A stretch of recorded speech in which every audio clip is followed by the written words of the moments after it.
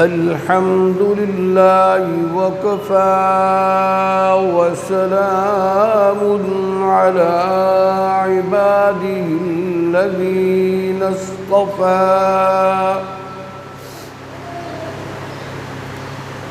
أما بعد قال الله تبارك وتعالى في القرآن الكريم: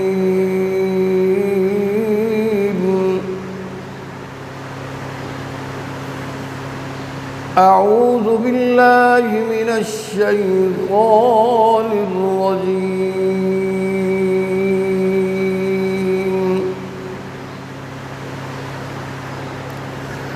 بسم الله الرحمن الرحيم.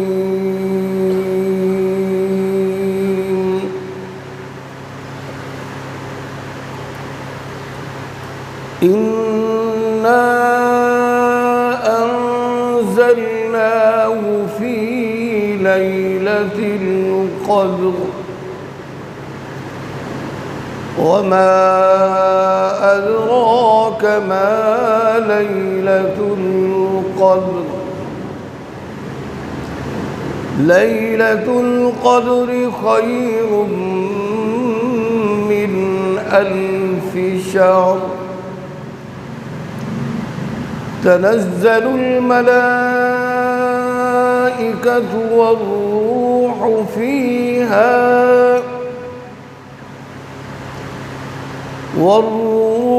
فيها بإذن ربهم من كل أمر.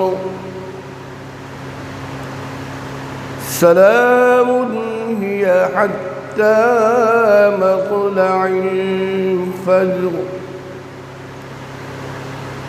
صدق الله مولانا العظيم. قال النبي صلى الله عليه وسلم: اللهم إنك عفو تحب العفو فاعف عنا يا غفور.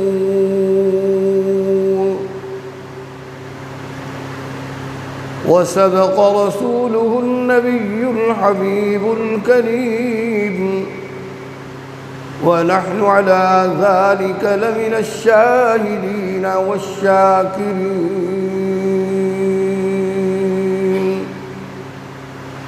والحمد لله رب العالمين.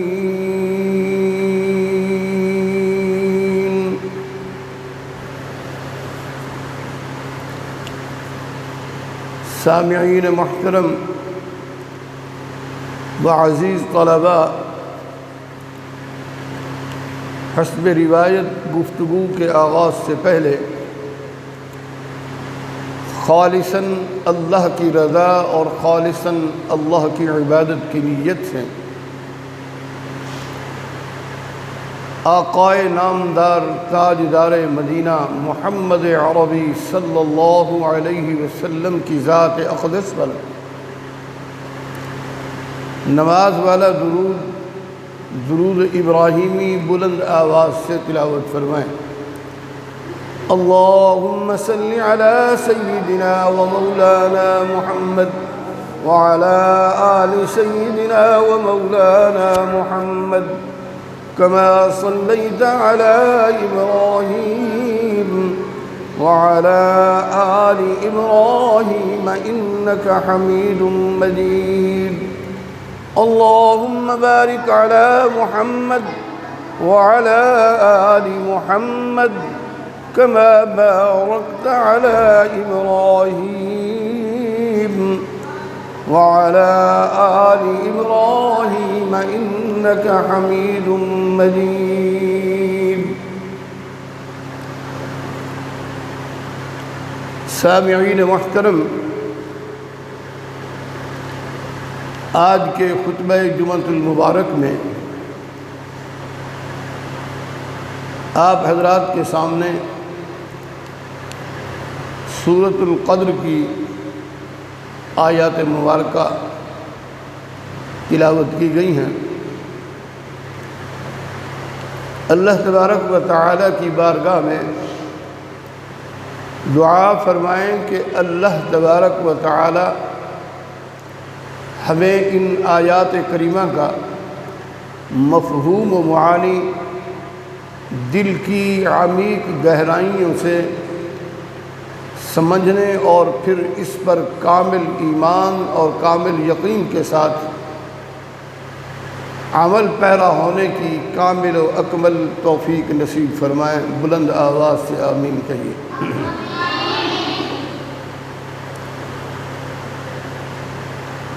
عزیزان محترم، اللہ تبارک و تعالی کا مبارک اور مقدس مہینہ چند دنوں کا مہمان رہ چکا ہے۔ صرف گنتی کے چند دنوں کا مہمان رہ گیا ہے۔ آج رمضان المبارک کی 24 تاریخ ہو گئی ہے اور آج رات لیلۃ القدر کی تیسری رات یعنی کہ 25ویں شب ہوگی۔ دعا فرمائیں کہ اللہ تبارک و تعالی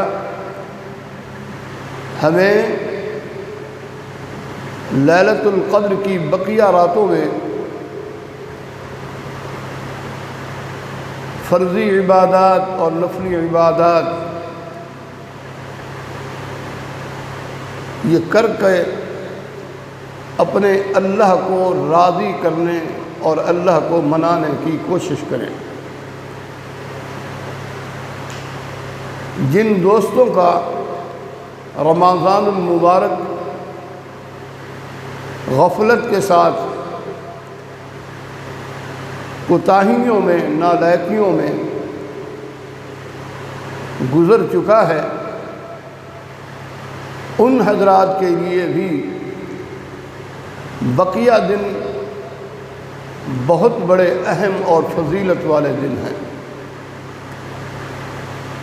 اگر وہ لوگ اب بھی اللہ کی بارگاہ میں رجوع کر لیں اور اپنے اللہ کو منانے کی جستجو اور کوشش کر لیں تو بلا شبہ اللہ تبارک و تعالی ہمیں معاف فرما دے گا۔ رمضان المبارک کے بقیہ ایام بہت بڑے فضیلت کے اعتبار سے بہت ہی اہم دن ہیں، لیکن شرط یہ ہے کہ ہم اپنے اللہ کو منانے کے لیے اس کی بارگاہ میں آ کر جھک جائیں۔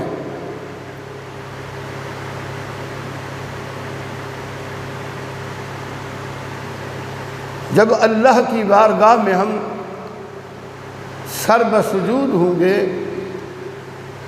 تو اللہ تبارک و تعالی کی رحمت کاملہ، عنایات کاملہ ضرور بالضرور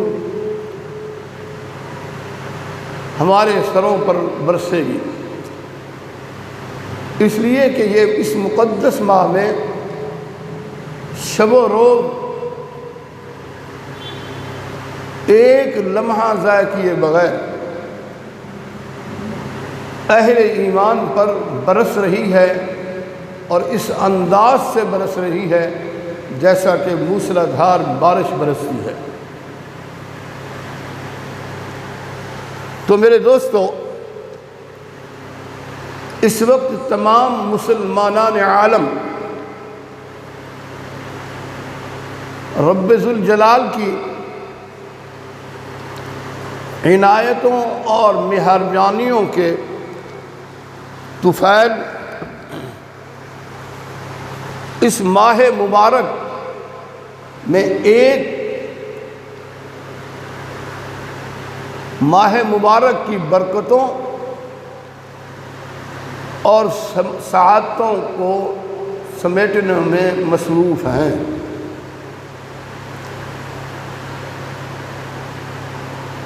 جس لوگوں نے، جن احباب نے پورے رمضان المبارک میں اللہ تبارک و تعالیٰ کی برکتوں کو اور اللہ تبارک و تعالیٰ کی عنایات کاملہ کو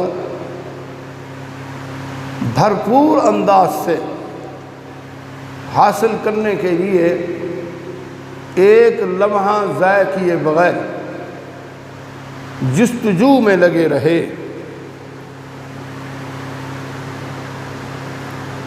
شکر گزاری ہے کہ لمحہ حیات ایک بار پھر اللہ تبارک و تعالی نے ماہ صیام صحت و عافیت کے ساتھ ہماری زندگی میں نصیب فرمایا ہے۔ اہل ایمان کو پوری صحت و سلامتی کے ساتھ ایک مرتبہ پھر نصیب فرما دیا ہے۔ اللہ تبارک و تعالیٰ کے سال کے 12 مہینوں میں ایک ایسا مہینہ عطا کیا ہے، اس ماہ مقدس کی عظمت، اس ماہ مقدس کی شان کا مقابلہ دیگر مہینے نہیں کر سکتے۔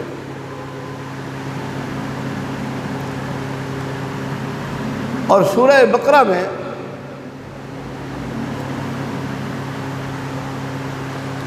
اللہ تبارک و تعالی نے جس انوکھے اور محبوبانہ انداز میں اہل ایمان پر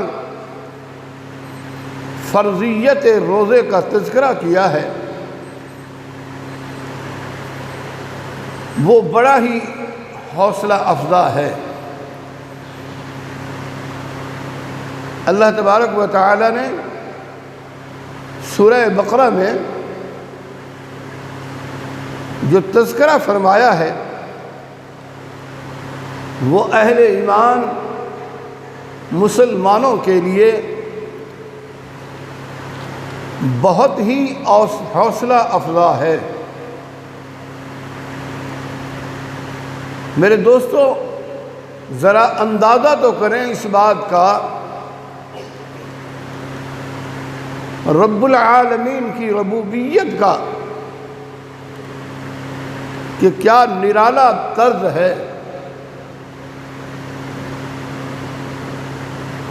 کس انداز میں اپنے اللہ تبارک و تعالی نے محبوبانہ انداز میں فرمایا کہ اہل ایمان تم پر روزے فرض کیے گئے۔ اب ظاہر ہے کہ اہل ایمان روزے کا تصور، روزے کا جو تصور ہے 30 دنوں کا، طبعی طور پر پریشانی میں مبتلا ہو سکتے تھے۔ بھئی تم پر روزے فرض کر دیے گئے ہیں، تو اللہ تبارک و تعالی نے اپنے محبوبانہ انداز میں اہل ایمان کو تسلی دیتے ہوئے، اہل ایمان کو تسلی دیتے ہوئے بڑے محبوبانہ انداز میں میرے اللہ نے اہل ایمان کو کہا اور اہل ایمان کی حوصلہ افزائی کرتے ہوئے آگے فرمایا کہ تم سے پہلی والی امتوں پر بھی ہمارا حکم چلا آ رہا ہے۔ گو کہ وقت کی نوعیت الگ ہے،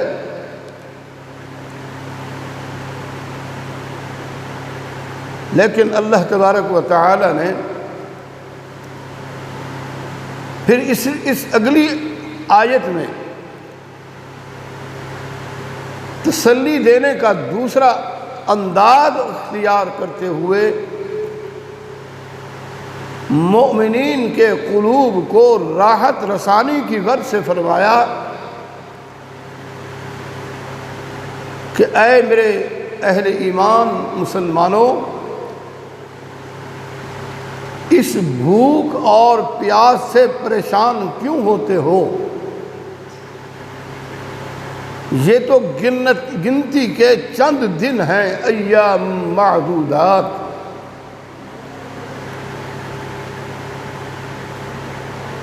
شہر رمضان الذی انزل فیہ القرآن ھدی للناس وبینات من الھدی والفرقان۔ اللہ نے دونوں چیزوں کا تذکرہ فرمایا، ایام معدودات کا بھی اور رمضان المبارک میں قرآن کے اتارنے کا بھی۔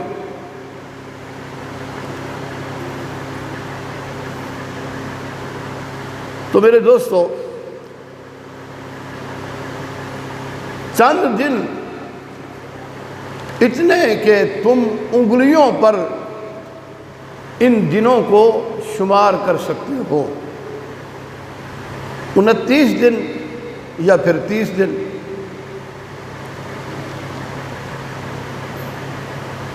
حدیث قدسی ہے، رب العالمین کا فرمان عالی ہے کہ روزہ میرے لیے ہے اور میں خود اس کا ذمہ دار ہوں۔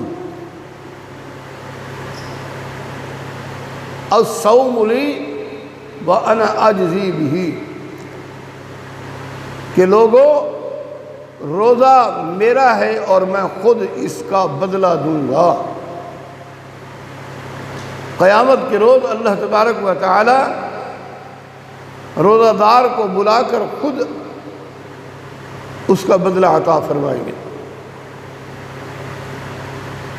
غور طلب پہلو یہ ہے کہ شریعت مطہرہ کے تمام تر احکامات کو اگر ہم ٹٹولے ورق گردانی کریں، ٹھیک انداز سے تدبر کے ساتھ قرآن حکیم اور احادیث نبویہ میں اگر تلاش کریں، یہ انداز اور یہ قول ایسے بہترین بدلے کا وعدہ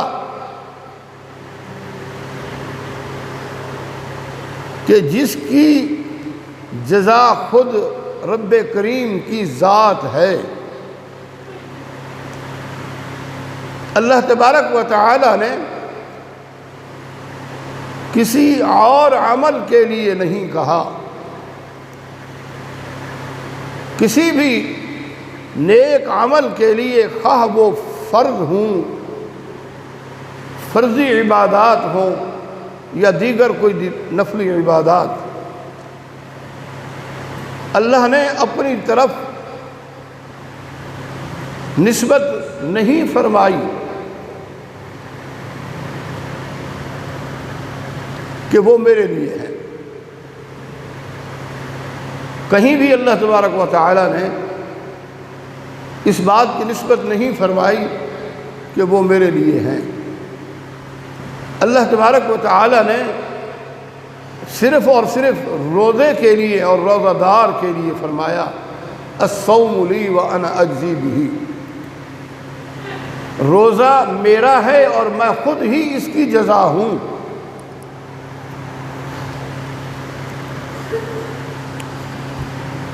رب العالمین کا روزے کی نسبت اپنی ذات کی طرف اشارہ کرنے میں یقیناً کوئی راز پوشیدہ ہے، یہ جو اللہ تبارک و تعالی نے اپنی نسبت کی طرف اشارہ کیا ہے، اس میں اللہ تبارک و تعالی کا کوئی راز پوشیدہ ہے۔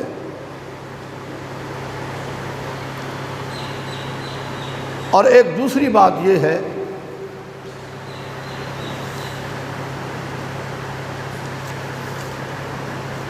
کہ اس طرح کے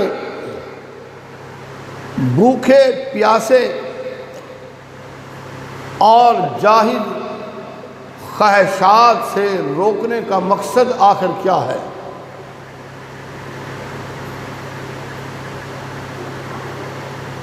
بھوکے پیاسے رہنے کا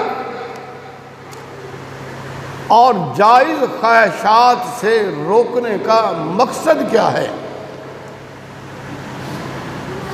تو اس کا جواب یہ ہے میرے دوستو کہ لعلکم تتقون، تقوی۔ اس کا جواب تقوی ہی تقوی ہے کہ لعلکم تتقون، تاکہ تم پرہیزگار بن جاؤ، اللہ سے ڈرنے والے بن جاؤ، اور تمہارے شب و روز اللہ اور اللہ کے رسول صلی اللہ علیہ وسلم کے بتائے ہوئے طریقوں پر گزرنے لگیں۔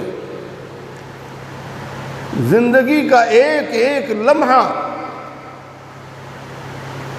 اللہ تبارک و تعالی کی خواہشات پر ہماری زندگی کا اوڑھنا بچھونا اللہ کا دین ہی بن جائے۔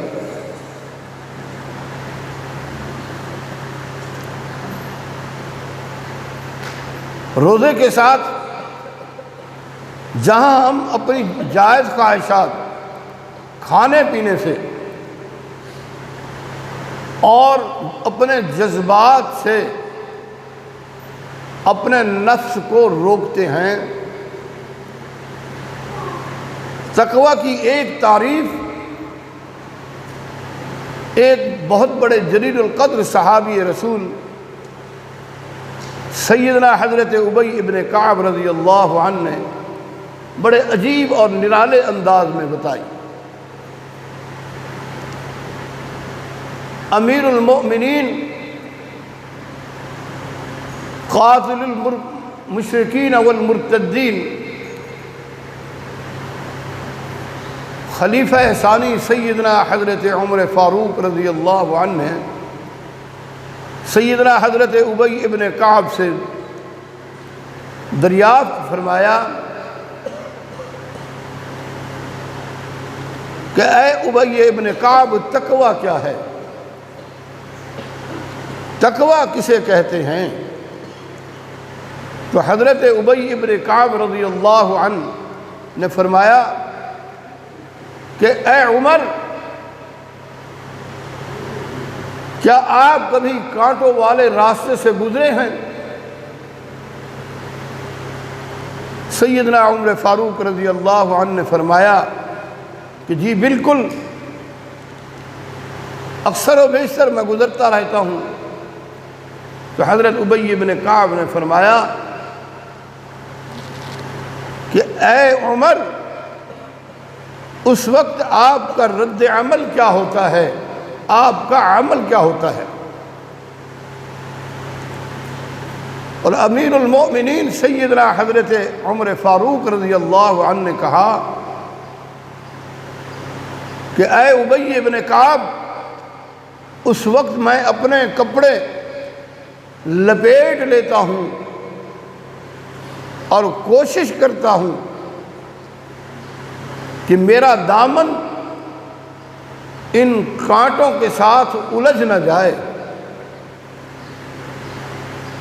تو حضرت ابی ابن کعب رضی اللہ عنہ نے فرمایا اے عمر، بس یہی تقوی ہے۔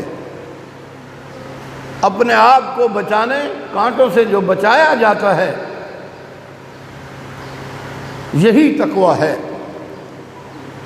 تفسیر ابن کثیر میں یہ روایت موجود ہے۔ تو میرے سامعین محترم،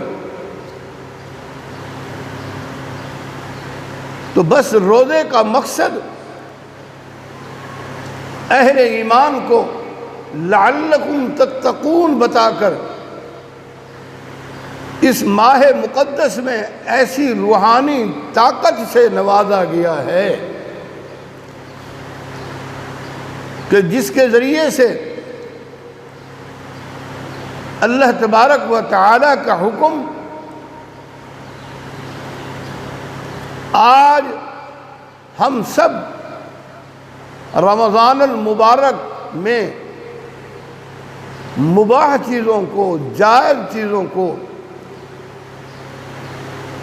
ہمارے لیے چھوڑنا آسان ہو گیا ہے۔ اسی لیے کہ اللہ تبارک و تعالی نے قرآن حکیم میں فرمایا کہ یا ایھا الذین آمنوا کتب علیکم الصیام کما کتب علی الذین من قبلکم لعلکم تتقون، کہ تم تقوی اختیار کرو۔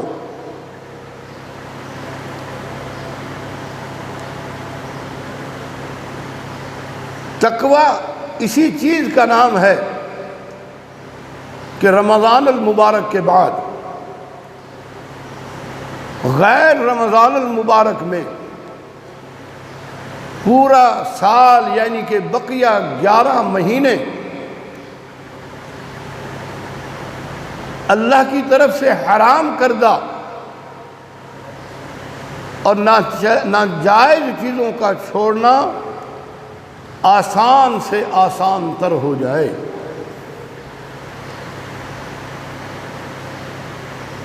جیسے کہ رسول اللہ صلی اللہ علیہ وسلم نے فرمایا کہ رمضان المبارک کا مہینہ، جس شخص کا رمضان المبارک کا مہینہ بہترین سے بہترین گزرا، اس کا پورا سال بہترین سے بہترین گزر جائے گا۔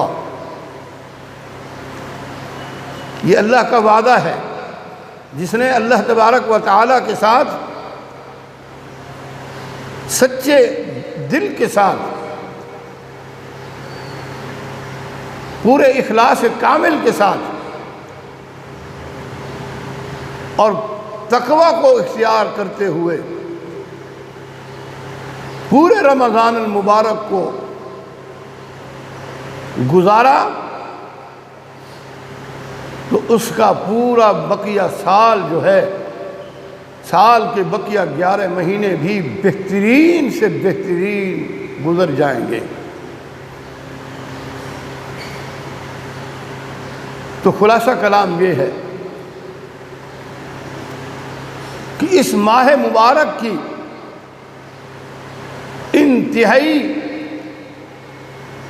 انتہائی قیمتی گھڑیوں میں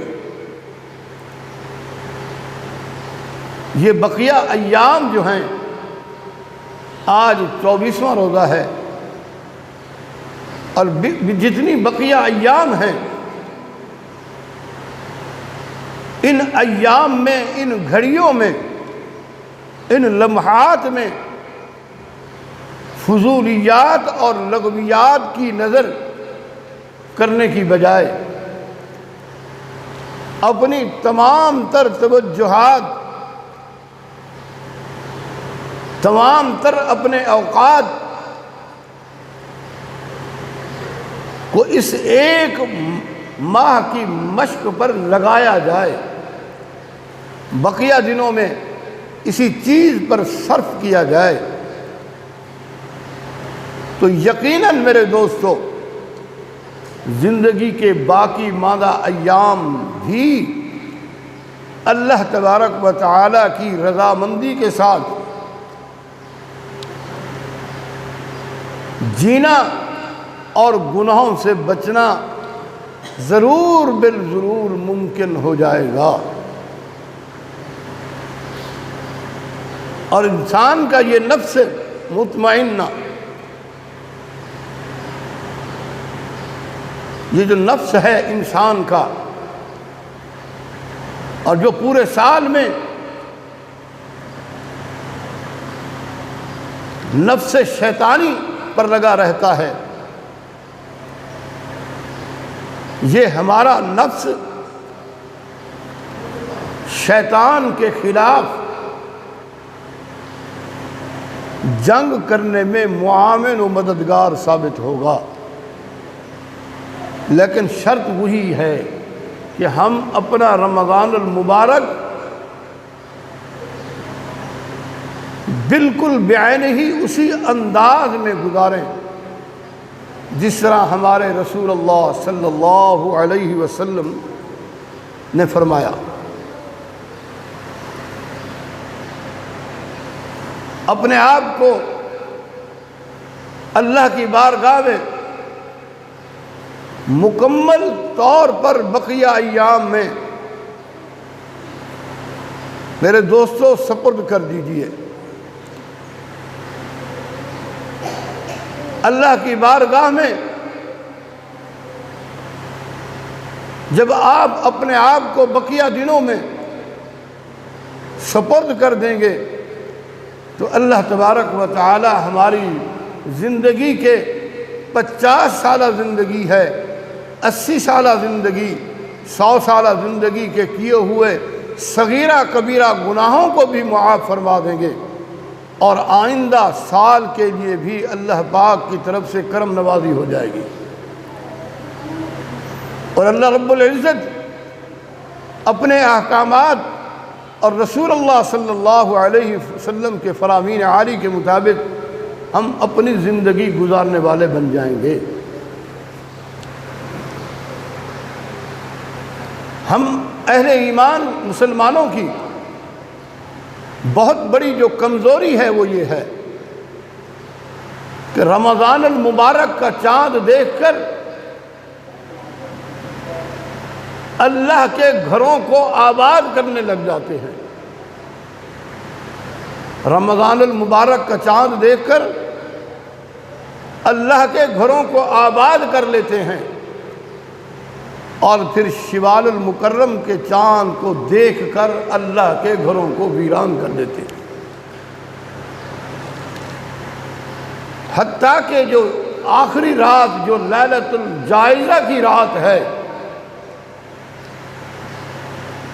انعام حاصل کرنے کی رات ہے، پورے 1 مہینے کی مزدوری حاصل کرنے کی رات ہے، ہم بچوں کی عید کی شاپنگ کرنے میں یا پھر دیگر لہو و لعب میں مصروف ہو کر یا پھر رمضان المبارک کی مبارک دیتے ہوئے گزر جاتی ہے، عشاء کی نماز تک نہیں ہوتی، اور پھر اس انداز میں ہم اپنی رات بسر کر لیتے ہیں کہ عید کے روز صبح کی نماز بھی جماعت کے ساتھ نہیں ہو پاتی۔ تو اس کی مثال ایسے ہے جیسا کہ ایک مزدور پورا ہفتہ دن رات مزدوری کرتا رہے، محنت کرتا رہے، اور جب اس کی اس محنت کا اسے ثمرہ ملنے لگے، یعنی کہ اس کی اس محنت پر اس کی مزدوری مالک دینے لگے،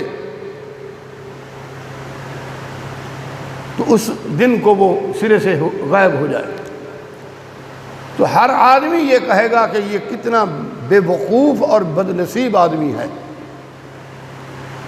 جب اللہ کی طرف سے انعام لینے کا وقت آیا،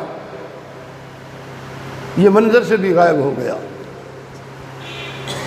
مثال کے طور پر یہ بات بتائی گئی ہے کہ دوستو، رمضان المبارک کی آخری رات جسے ہم عید رات کہتے ہیں، حدیث مبارکہ کی روشنی میں اسے لیلۃ الجائزہ کی رات کہتے ہیں۔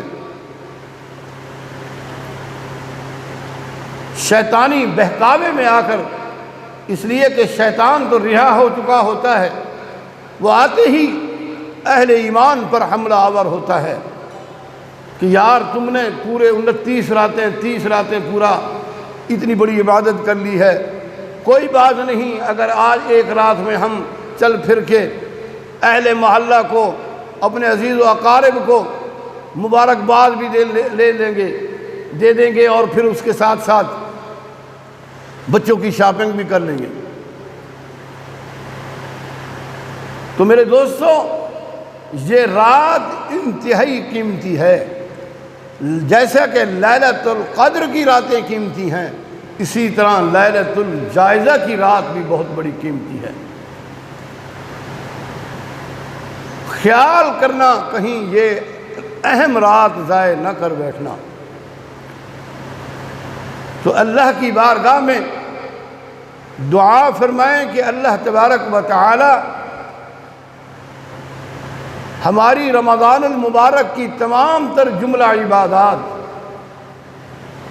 نفلی عبادات ہوں، فرضی عبادات ہوں، قرآن کی تلاوت ہو، اللہ کا ذکر ہو، جو کچھ بھی ہم نے اللہ کو راضی کرنے کے لیے، اللہ کے اس مہمان کو راضی کرنے کے لیے دن رات محنت کی ہے، اللہ تبارک و تعالی سے دعا ہے کہ اللہ پاک اس کا پورا پورا انعام ہمیں عطا فرما دے۔ اور اللہ رب العزت ہماری نالائکیوں کو، ہماری کوتاہیوں کو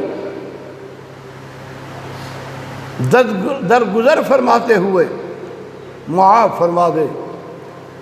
وہ غفور الرحیم ذات ہے، وہ ستار العیوب ذات ہے، وہ غفار الذنوب ذات ہے، وہ گناہوں کو بخشنے والی ذات ہے، وہ ستار العیوب، ہمارے عیوب پر پردہ ڈالنے والی ذات ہے۔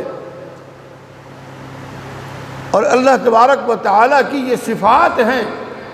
اللہ فرماتے ہیں کہ میں ستار العیوب بھی ہوں، میں غفار الذنوب بھی ہوں، میں غفور الرحیم بھی ہوں۔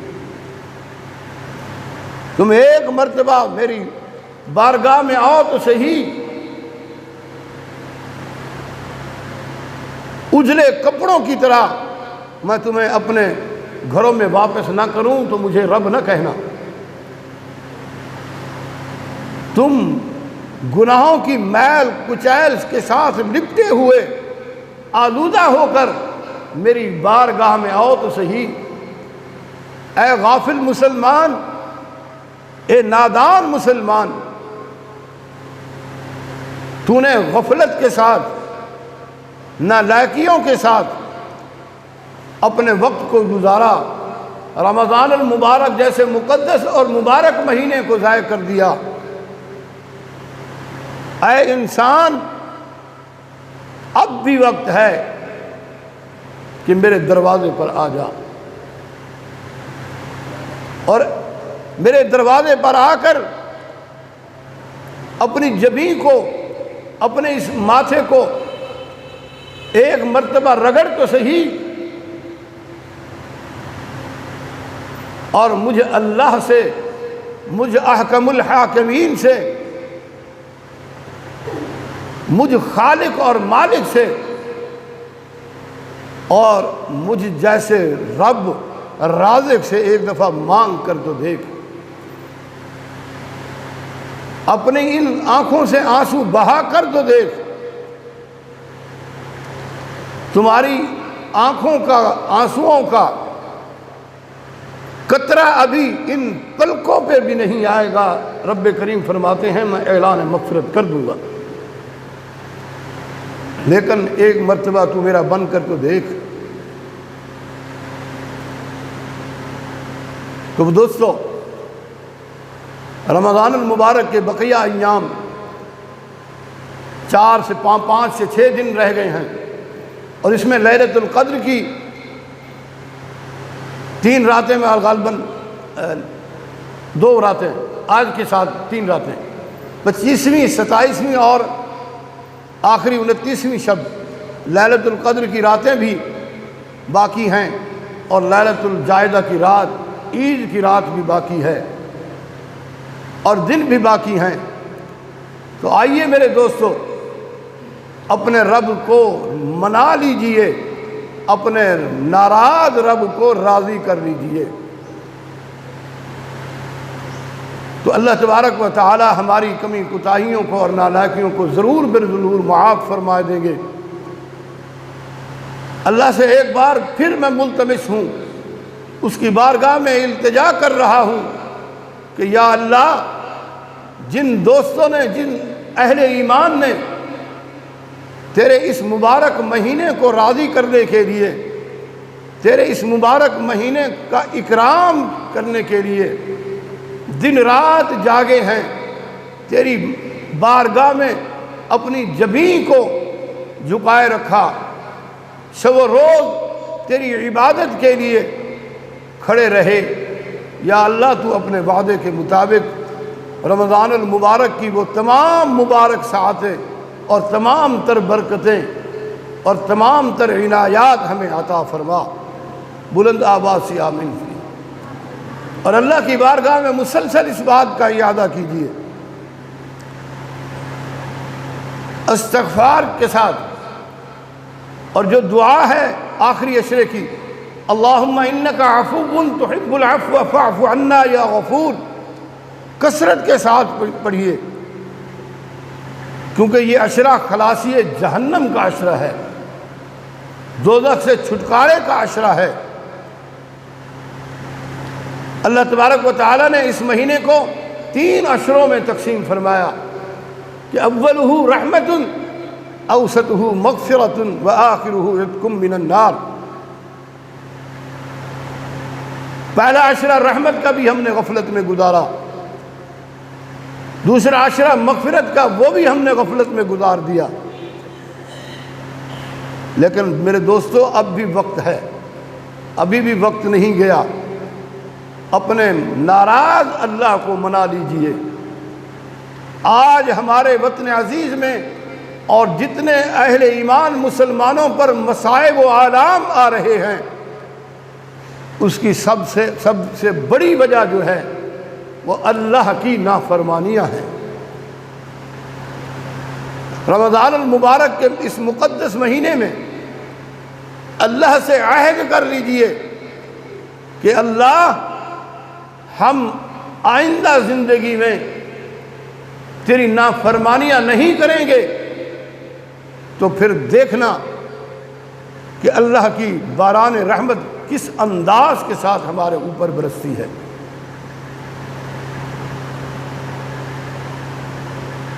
وقت بہت قریب آ چکا ہے نماز کے لیے۔ میں ایک واقعہ بیان کر کے اپنی بات کو ختم کرتا ہوں۔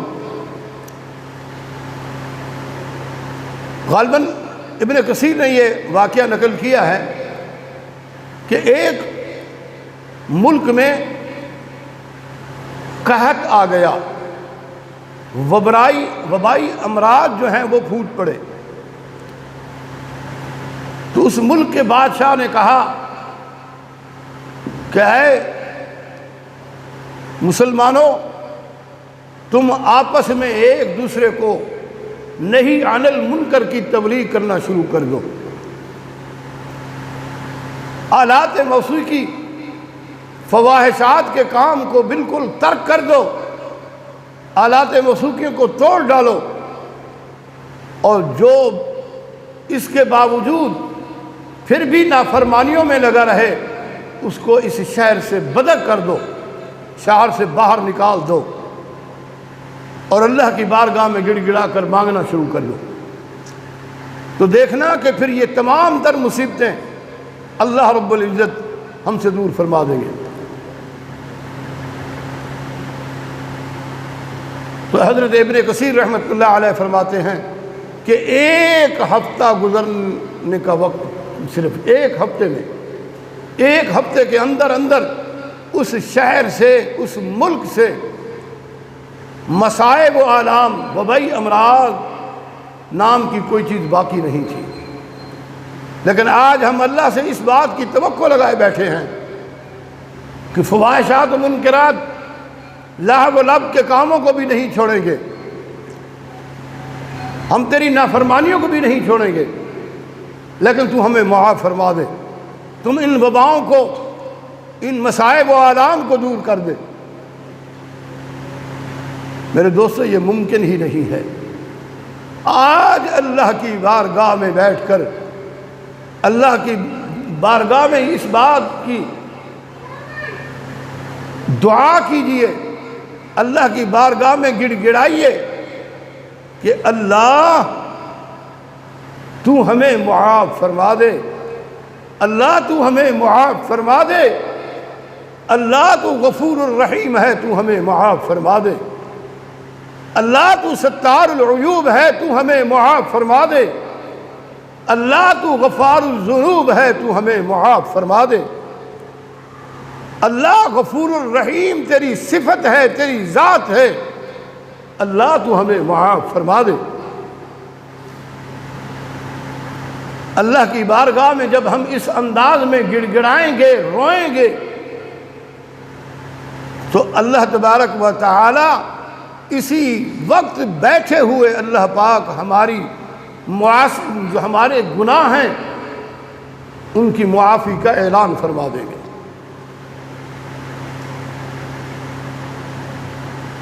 تو اس بات کا اعادہ کرتے ہیں، اللہ سے وعدہ کرتے ہیں کہ عید کا چاند دیکھنے کے بعد اللہ کے گھروں کو ویران نہیں کریں گے۔ اللہ کے گھر کی عبادات جو ہمارے اوپر فرض نمازیں فرض کی گئی ہیں، اسوہ حسنہ پر، سیرت طیبہ پر کامل ایمان اور کامل یقین کے ساتھ ہم اپنی زندگی کو گزاریں گے تو انشاءاللہ ثم انشاءاللہ اللہ تبارک و تعالی ہمیں رمضان المبارک میں ہماری معافی کا اعلان فرما دیں گے۔ اقول قولی ھذا والحمد للہ رب العالمین۔ جن دوستوں کے پاس موبائل ہیں وہ موبائل